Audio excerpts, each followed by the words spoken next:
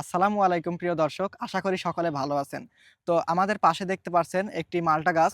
তো এই মাল্টাটির জাত হচ্ছে সাউথ আফ্রিকান ইয়েলো মাল্টা কোড নাম্বার 1।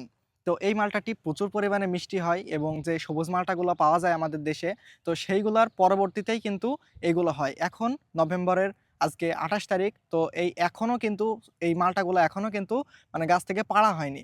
তো আমরা এই ডিসেম্বর অথবা জানুয়ারির শুরুর দিকে মাল্টাগুলো আমরা হারভেস্ট করতে পারবো।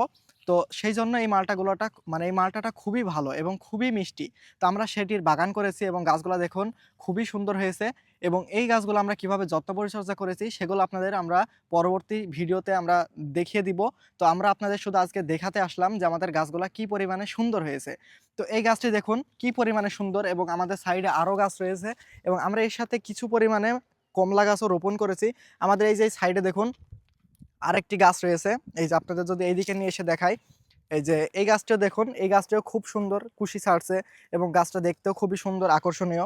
তো এই গাছগুলা আশা করা যায় সামনের বছরে ২-১ টা গাছে ফুল ফল আসতে পারে এবং এর পরের বছরে অর্থাৎ এখনো ২ বছর পরে আশা করি আমরা বাণিজ্যিকভাবে ফল নিতে পারবো।